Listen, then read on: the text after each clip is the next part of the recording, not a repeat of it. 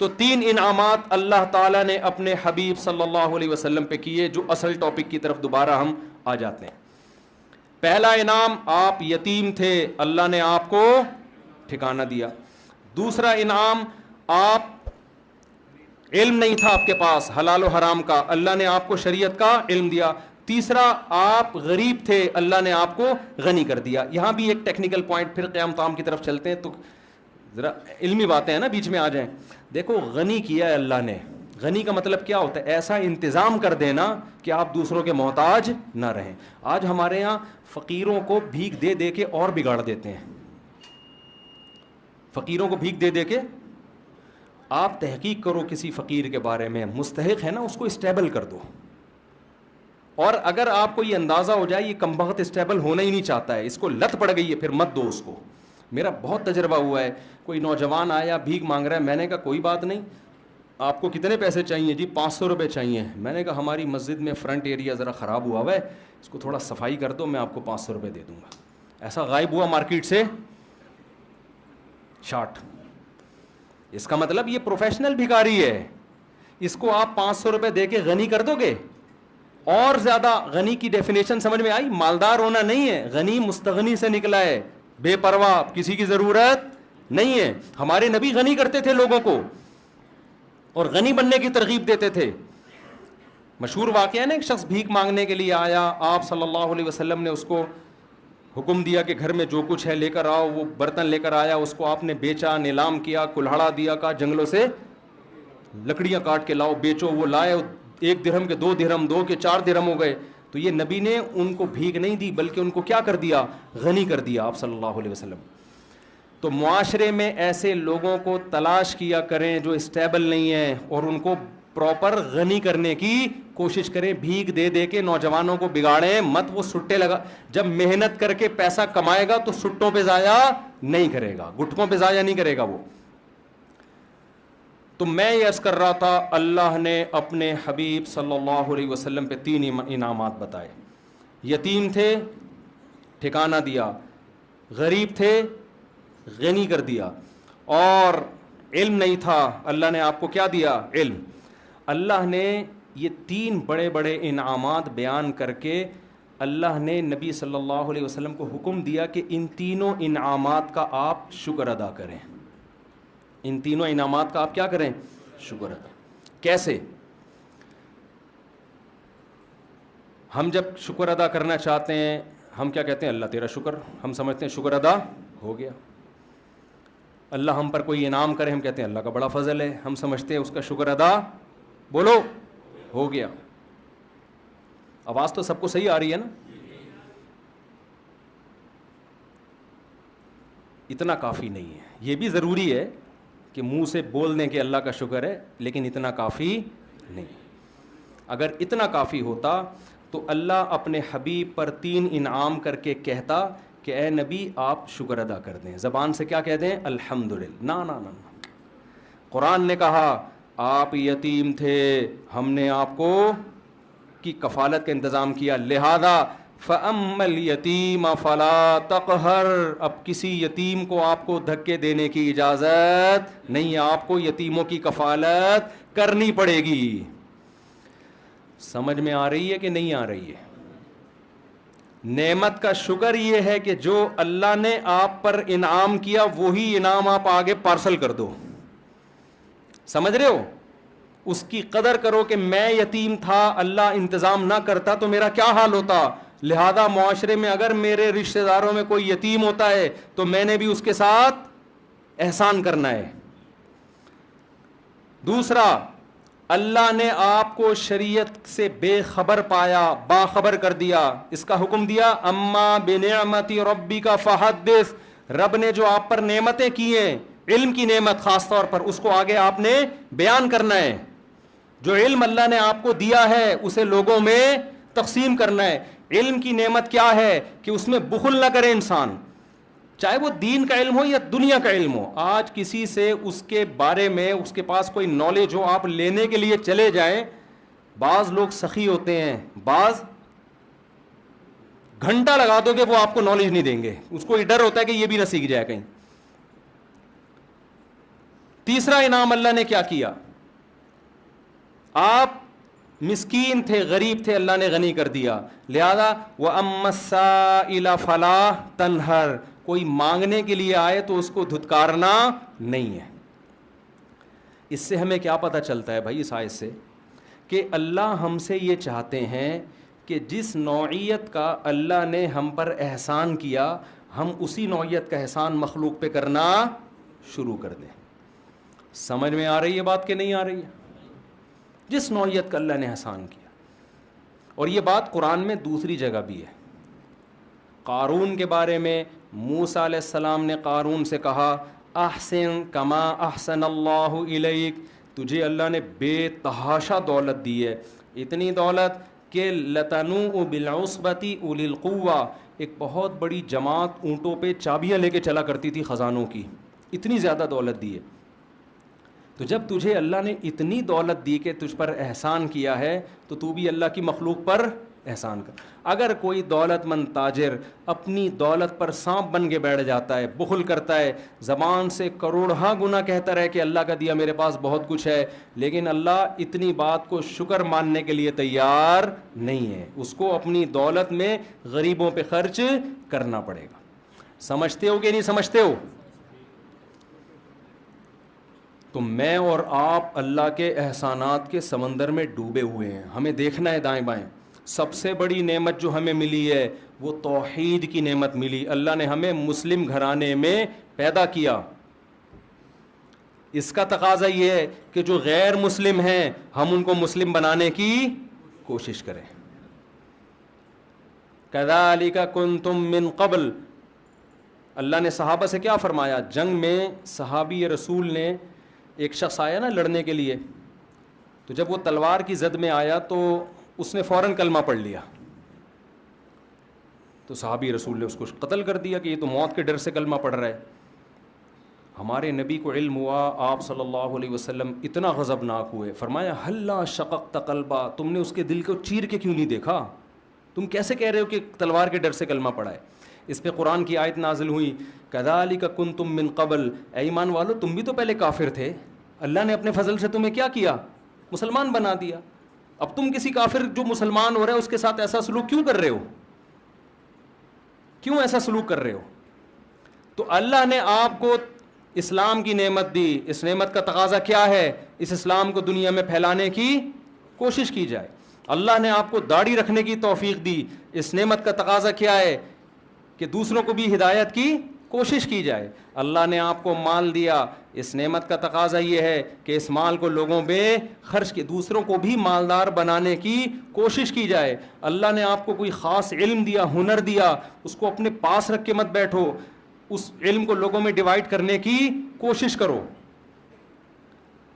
بخیل اور کنجوس آدمی کیا کرتا ہے؟ وہ کہتا ہے اگر میں نے لوگوں کو بتانا شروع کر دیا تو میرے پاس ہجوم کم ہو جائے گا. حقیقت میں ایسا ہوتا نہیں ہے. دنیا میں جس کو اللہ نے نعمت دی اس نے ڈیوائڈ کیا ہے نا، تو اس کے پاس اس نعمت کے خزانے بڑھنا شروع ہو جاتے ہیں اور آتے ہیں اس کے پاس خزانے. تو یہ 3 نعمتیں اللہ تعالیٰ نے بیان کی ہیں اور 3 نعمتوں کا شکر بیان کیا. تو ان 3 نعمتوں ہمیں تو ہزاروں اس کے علاوہ بھی ہیں، تو 3 کو تو ہائی لائٹ کیا جا رہا ہے. تو آج سے اس بات کا عزم کریں، محاسبہ کریں، بیٹھیں دیکھیں کون کون سے انعامات. ہم جو مصیبتیں ان کو تو سوچ رہے ہوتے ہیں، جو انعامات ہیں ان کو نہیں سوچتے. حضرت مولانا اشرف علی تھانوی رحمہ اللہ تعالیٰ کو ڈاکٹر عبدالحی صاحب رحمۃ اللہ تھے غالباً، انہوں نے خط لکھا اپنے شیخ کو نا، پیر و مرشد کو. خط کیا لکھا کہ حضرت یہ پریشانی ہے، یہ ڈاکٹر عبدالحی صاحب کا واقعہ ہے نا، پریشانی ہے، یہ پریشانی ہے، یہ پریشانی، آپ دعا فرمائیں دعا فرمائیں، یہ پریشانی یہ پریشانی. تو انہوں نے نیچے لکھا کہ بہت افسوس کی بات ہے کہ ساری پریشانیاں ذکر کر دیں، اللہ کی نعمتوں کا تذکرہ نہیں کیا. پہلے زمانے میں نا جو آپ کو اس طرح آپ کی اصلاح کرے اس کو پیر و مرشد کہا جاتا تھا. آج کل پیر و مرشد کا مفہوم ہی چینج ہو گیا ہے. آج کل پیر و مرشد کا مفہوم یہ ہے کہ یہ ہمیں بخشوا دے گا اور پتہ نہیں یہ روحانی ٹوپی ڈرامے کرے گا، جن چڑیل بھوت بگائے گا، اور الٹی سیدھی حرکتیں جو کر رہا ہو اس کو لوگ پیر و مرشد کہتے ہیں. تو سارا دن آپ بیٹھ کے تھوڑی دیر سوچیں گے نا، آپ کو لگے گا کہ اللہ کے آپ پر بے پناہ احسانات۔ میں اسلام آباد میں تھا، وہاں ایک شخص کے بارے میں پتہ چلا، کروڑ پتی آدمی ہے، بہت بڑا بنگلہ اس کا۔ ہمارے ایک دوست کی اس سے سلام دعا تھی، اس کی بینائی چلی گئی اور اس نے بہت کوشش کی، وہ بینائی واپس نہیں آئی۔ ایک دن وہ کہنے لگا اپنے اس دوست سے نا کہ ایک ٹھیلے والا بھٹے نہیں بیچ رہے ہوتے، جو بھٹا بیچ رہے ہوتے،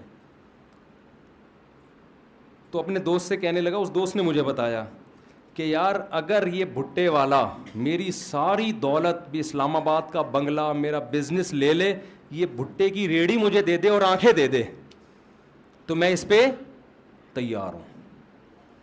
اتنی بڑی نعمتیں ہیں جو اللہ نے مجھے اور آپ کو عطا کی ہوئی ہیں، اتنی بڑی بڑی نعمتیں، ہم پریشان کیوں ہوتے ہیں؟ ایک دن ایک صاحب میرے پاس آئے اور اپنی پریشانیاں گنوانے لگے نا، یہ پریشانی، یہ پریشانی، یہ پریشانی، یہ پریشانی، یہ ٹینشن، یہ ٹینشن، یہ ٹینشن۔ میں نے اس کو کہا، میں نے کہا یار جو ٹینشنیں آپ بیان کر رہے ہو نا، جس سے آپ موٹیویشن لینے کے لیے آئے ہو، اس کے پاس یہ والی ٹینشن اس سے ڈبل ہے۔ سمجھ میں آ رہی ہے بات؟ اس کے پاس یہ والی ٹینشنیں کیا ہیں؟ اس سے ڈبل ہیں۔ تو میں آپ کی ٹینشنیں کیسے ختم کر دوں؟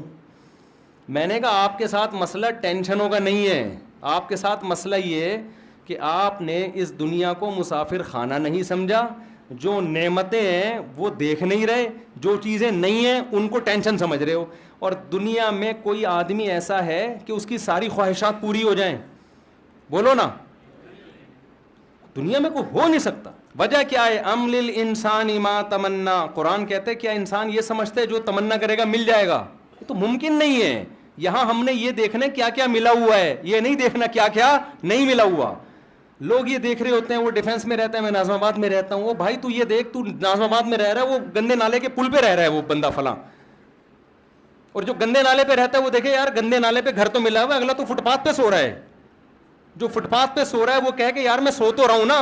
بہت سے لوگ 1000 گز کے بنگلوں میں گدے پہ نیند نہیں آ رہی، وہ کہہ رہے ہیں فٹ پاتھ کی نیند اچھی ہے اس گدے سے جس پہ نیند نہیں آئے کم وقت کو۔ تو جب تک آپ اس دنیا کو مسافر خانہ نہیں سمجھتے اور آپ یہ نہیں سمجھتے کہ یہ میری، دیکھو رسول اللہ صلی اللہ علیہ وسلم نے فرمایا جس کو 2 ٹائم پیٹ بھر کے کھانا مل گیا اور سر چھپانے کی جگہ مل گئی، جسم کسی بڑی بیماری سے محفوظ ہو گیا، اللہ نے ساری دنیا کی دولت سمیٹ کے اس کو دے دی ہے۔ اب حدیث کا مفہوم کیا ہے؟ مطلب یہ نبی کے الفاظ نہیں، میں مفہوم سمجھا رہا ہوں۔ اب اگر یہ کہتا ہے نا میرے بھی ٹینشن، یہ اس کی اپنی بنائی ہوئی ٹینشن ہے، یہ اللہ کی طرف سے نہیں ہے، یہ تو ہوس ہے بھائی، ہوس کا تو دنیا میں کوئی علاج نہیں ہے۔ کتنے لوگ آتے ہیں میں بے روزگار ہوں، ٹینشن ہے، میں کہتا ہے تیرے کو صبح ناشتہ مل رہا ہے؟ ناشتہ تو مل رہا ہے۔ دوپہر کھانا مل رہا ہے؟ ہاں مل رہا ہے۔ رات کا کھانا مل رہا ہے؟ ہاں مل رہا ہے۔ سونے کی جگہ ہے؟ کہہ رہے ہیں ہاں ہے۔ کہہ رہے ابا کی صلواتیں بہت سننے کو ملتی ہیں، بس یہ ٹینشن ہے۔ تو میں نے کہا 2-4 ٹینشنیں تو ہونی چاہیے نا زندگی میں، یہ والی ٹینشن بھی ختم ہو جائے پھر تو اور جنت میں چلا گیا نا۔ تو ایک ٹینشن برداشت کر لے، فری پھوکٹ کا تجھے پراٹھے مل رہے ہیں صبح کے، فری پھوکٹ کا تجھے ابا کے خرچے پہ کیا مل رہا ہے، بھلے صلواتیں سن کے مل رہے۔ بھیکاری کو آپ 2 روٹی 2 گالیاں دے کے، وہ کہے گا 2 اور دے دے، 4 گالیاں اور لگا دے ساتھ میں، کیونکہ بھیکاری کو اندازہ ہے کہ 2 پراٹھوں کی کیا، میرے منہ سے روٹی نکلتی نہیں ہے، لفظ نکلتا ہے، پراٹھا ہی نکلتا ہے، پتہ نہیں کیوں۔ کیونکہ جب بھی باہر دنیا میں ٹریولنگ ہوتی ہے نا، سب کچھ ملتا ہے، کراچی کے ہوٹل کے پراٹھے نہیں ملتے۔ ابھی میں سعودی عرب سے آیا ہوں کل، نہیں مزہ آیا یار، پراٹھے نہیں تھے، تو اس لیے میرے منہ سے روٹی کا لفظ نکلتا ہی نہیں ہے۔ تو بھیکاری کو آپ، جس کے پاس کچھ بھی نہیں ہے، آپ اس کو موٹی موٹی گالیاں دے کے 2 پراٹھے پکڑا دو، غصہ کرے گا وہ؟ پھر بھی شکریہ ادا کرے گا، اس لیے کہ وہ اپنے آپ کو اس کا بھی مستحق نہیں سمجھتا۔ اور جو گھر میں بیٹا ہوتا ہے نا کروڑ پتی باپ کا، وہ سمجھتا ہے سارا میرا ہے، میں اس کا مستحق ہوں، مجھے یہ بھی چاہیے، مجھے یہ بھی چاہیے۔ او بھائی تو سمجھ کہ میں مسافر خانہ ہے، اللہ نے مجھے بڑے باپ کے گھر میں پیدا کر دیا، یہ میرا احسان نہیں، کس کا احسان ہے؟ اللہ کا احسان ہے۔ جو مل رہا ہے گریوی میں کھاؤ، اس پہ اگر ابا صلواتیں سنا کے، ابا پھر بھی مجھے اپنا بیٹا ہی سمجھ رہا ہے، کوئی بات نہیں ابا 2 گالیاں اور، لیکن رات کو گھر سے نہیں نکالنا مجھے، آپ سمجھ رہے ہیں نا؟ سنا کرو ابا کی گالیاں، اس پہ ثواب ملتا ہے، خدا کی قسم برداشت پہ ثواب ملتا ہے، باپ کی پیشانی پر محبت سے دیکھنے پر حج عمرے کا ثواب ملتا ہے۔ تو ایسے ہی تھوڑی مل جاتا ہے یہ. تو جب آپ اپنے آپ کو یہ سمجھو گے میں ان چیزوں کا مستحق ہوں ہی نہیں, تو جتنا ملے گا اس پہ کیا ہوگا, شکر ادا ہوگا. بھائی ہم تو اس کے بھی مستحق نہیں تھے, اللہ نے ہمیں یہ بھی دے دیا, یہ بھی دے دیا, یہ بھی دے دیا. تو ہم تو یہ چیز بتاتے ہیں لوگوں کو کہ بھائی وہ اکثر ایک میں واقعہ سناتا ہوں, بس یہ واقعہ بیان کر کے اپنی بات کو ختم کرتا ہوں. ایک نجومی کے پاس ایک آدمی گیا اور اپنی ہاتھ دکھائی, نجومیوں کو آتا واتا کچھ نہیں ہے لیکن ویسے ہی لوگ چلے جاتے ہیں. تو نجومی نے ہاتھ دیکھ کے کہا کہ بھائی 10 سال تک, وہ غریب آدمی تھا, نجومی نے کہا 10 سال تک تم غریب کے غریب ہی رہو گے. یہ بڑا خوش ہو گیا کہ 10 سال بعد کیا ہوگا, بھارے نیارے ہو جائیں گے. اس نے کہا 10 سال تک غربت کی پریشانی تمہیں اور رہے گی. یہ خوش ہو گیا, چلو 10 سال کے بعد. اس نے کہا پھر کیا ہوگا, اس نے کہا پھر تمہیں عادت ہو جائے گی. پھر کیا ہو جائے گی, عادت ہو جائے گی. تو میں بے روزگاروں سے کہتا ہوں روزگار تلاش کرو, نہیں مل رہا اسی کو انجوائے کرو. آپ بے روزگاری کا جو مزہ ہے وہ روزگار میں نہیں ہے, حقیقت ہے. اس سے برداشت پیدا ہوتی ہے انسان کے اندر. تلاش کرو روزگار, سست بن کے نہ بیٹھ جاؤ. جب کوئی پریشانی آئے, دنیا کیا ہے, مسافر خانہ, فنا ہونے کی. یہاں بڑے بڑے خوشحال لوگ آئے, وہ چلی گئی 96 سال میں یار, ہیں بھائی 96 توپوں کی, 96 میں گئی 98 میں گئی ہے, 96 سال میں 96 توپوں کی سلامی دی گئی ہے اس کو. اب فرض کر لو میں اور آپ, اگر ہم تو برطانیہ کے ویزے کے لیے ترس رہے ہوتے ہیں نا, مل جائے تو بڑے خوش. اس کو ویزا نہیں ملا, برطانیوں کی ماں تھی وہ, برطانیوں کا باپ تھا وہ. ہمیں اگر برطانیہ کا باپ بنا دیا جاتا تو 96 سال کے بعد بھی ہمارا وہی حشر ہونا تھا جو ملکہ برطانیہ کا ہوا ہے. تو یار نتیجہ تو سب کا ایک ہی جیسا ہے نا. پائپ کے منہ میں بیٹھو یا پائپ تمہارے منہ میں ہو, رزلٹ ایک ہی ہے. جب رزلٹ وہی نکل رہے ہیں بھائی اس کا, تو کیا یار, جس نے زیادہ سموسے کھا لیے, جس نے 2 پراٹھے کھا لیے, جس نے نہیں کھایا, جو روزگار ہے, جو بے روزگار ہے, تھوڑے دنوں کی کہانی ہے. رزلٹ کیا ہونے والا ہے, ایک جیسا. قبرستان جایا کرو, ڈیفنس کے تو خاص طور پہ جایا کرو قبرستان. بڑے بڑے لوگ یہاں نیچے دفن ہوتے ہیں, تو جا کے دیکھا کرو یار یہ فلاں کا بنگلہ, یہ فلاں کا بنگلہ. ابھی ایک دفعہ میں جب گلشن اقبال میں رہتا تھا نا پہلے, تو میں گھر تلاش کر رہا تھا گلشن اقبال میں. تو کسی نے مجھے کہا یہاں بڑا وی آئی پی سا قبرستان ہے. میں نے کہا یار قبر میں جانے کے بعد نہیں پتہ چلتا کہ وی آئی پی ہے یا اورنگی ٹاؤن کا قبرستان ہو, گندے نالے کا قبرستان ہو, یا ڈیفنس کا. اندر سے سارے کیا ہوتے ہیں, جتنے کیڑے ایک غریب رکشے والے کی لاش پہ ہوتے ہیں اتنے ہی میرے بھائی معذرت کے ساتھ ڈیفنس والوں کی لاش پہ بھی اتنے ہی کیڑے ہوں گے. تو یہ ڈیفنس آپ لوگ رہتے ہو نا, یہ زیادہ کچھ 2 ٹکے کی خدا کی قسم رہو آپ, ایسا نہ چھوڑ کے آپ گندے نالے چلے جاؤ, یہ مطلب نہیں ہے. کیونکہ وہاں جاؤ گے تو جلدی قبرستان جانے کا چانس ہوگا, وہاں ڈینگی وینگی نالوں میں بہت پھیلا ہوا ہے آج کل. تو لیکن حقیقت یہ ہے کہ 2 ٹکے کی ویلیو, ان چیزوں سے دل لگانے کی بالکل کوشش مت کرو. ان کی حیثیت صرف اتنی ہے کہ ٹرین میں آپ سفر کر رہے ہو, آگے اسٹیشن پہ آپ نے اتر جانا ہے, کوئی دروازے پہ لٹک کے جا رہا ہے, کوئی نیچے بیٹھ کے جا رہا ہے, کوئی اکانومی کلاس میں جا رہا ہے, اور کوئی بزنس کلاس میں جا رہا ہے. آگے جا کے سارے کیا ہو جاتے ہیں, دنیا میں تو پھر بھی برابر نہیں ہوتے. بزنس کلاس والے کو ذرا پروٹوکول کے ساتھ لینے کے لیے آئے, لیکن اللہ کے ہاں آگے جا کے سب کا اینڈ کیا ہے, برابر, ختم, فنش. تھوڑے دن کی کہانی ہے. اور یہ ملکہ برطانیہ کا بار بار سوچا کرو یار 96 سال میں تو اس کو 96 توپوں کی, میں نے خبر سنی 96 توپوں کی سلامی. یار توپوں کا کتنا خرچہ کرا دیا اس نے. اللہ یہ بھی پوچھے گا یہ تیرے باپ کے پیسوں سے یہ توپیں جو ہے نا تیرے اوپر خرچ ہو رہی ہیں, یہ تو قوم کا پیسہ ہے. اللہ پوچھے, اللہ تو ایک ایک چیز کا حساب لے گا کہ 96 تو 1 مہینہ تک تو رہی ہے. کتنے دن جنازہ دفنایا گیا, کتنے دن بعد ہیں پتہ نہیں, 18 دن تک اتنے پھول, اتنے پروٹوکول, اتنے یہ سارا خرچہ ہوا ہے. یہ قبر میں نکلے گا خرچہ. اللہ پوچھے گا انسانوں, ہم وصیت کرتے ہیں ہمیں ایسا پروٹوکول, اول تو ہم کو اتنی بڑی چیز نہیں ہے, اگر بن بھی گئے نہیں بھائی ہمیں نہیں چاہیے. ہمیں حضرت ابو بکر نے کیا وصیت کی تھی, نیا کفن بھی مت دینا. حضرت ابو بکر کی ویلیو تو بہت بڑی تھی نا, لاکھوں مربع میل کے حکمران تھے. عمر پہ حکومت کی ابو بکر نے, جن کے ماتحت عمر اور ابو ہریرہ اور ابن مسعود جیسے لوگوں, کتنا بڑا حکمران ہوگا.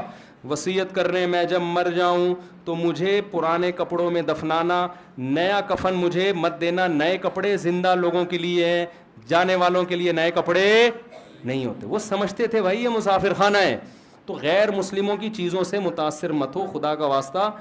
ملکہ برطانیہ سے ہمیں کوئی وہ نہیں ہے, کوئی چڑ نہیں ہے, کوئی میرا کلپ بنا دے ملکہ برطانیہ کے خلاف, وہ تو سب کے ساتھ ایسا ہی ہوتا ہے, وہاں جی پروٹوکول ملتا ہے. لیکن میں تو آپ کو اسلام اور غیر اسلام کا فرق بتا رہا ہوں.